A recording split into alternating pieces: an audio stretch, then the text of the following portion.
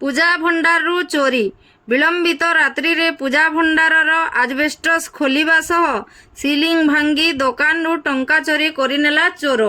ସୁବର୍ଣ୍ଣପୁର ଜିଲ୍ଲା ବୀରମହାରାଜପୁର ତ୍ରିବେଣୀ ଛକ ଶିବାନୀ ପୂଜା ଭଣ୍ଡାରରୁ ଗତକାଲି ରାତିରେ ଏହିଭଳି ଭାବେ 60,000 ଟଙ୍କା ଚୋରି କରି ନେଇଛି ଚୋର। ଆଜି ସକାଳୁ ଦୋକାନ ମାଲିକ ଦୋକାନ ଖୋଲିବା ପରେ ଚୋରି ସମ୍ପର୍କରେ ଜାଣିପାରି ବୀରମହାରାଜପୁର ଥାନାରେ ଲିଖିତ ଅଭିଯୋଗ କଲା ପରେ ପୋଲିସ ପକ୍ଷରୁ ତଦନ୍ତ ଆରମ୍ଭ କରିଛି।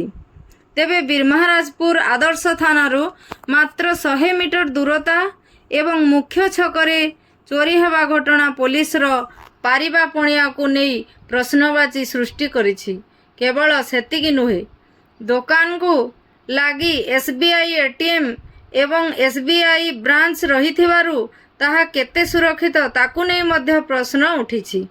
କେବଳ ସେତିକି ନୁହେଁ, ତ୍ରିବେଣୀ ଛକ SBI ATMରେ ରାତିରେ ଡ୍ୟୁଟି କରୁଥିବା ସିକ୍ୟୁରିଟି ଗାର୍ଡମାନେ ମଧ୍ୟ ATM ଭିତରେ ଆରାମରେ ଶୋଉଥିବା ଅଭିଯୋଗ ହେଉଛି।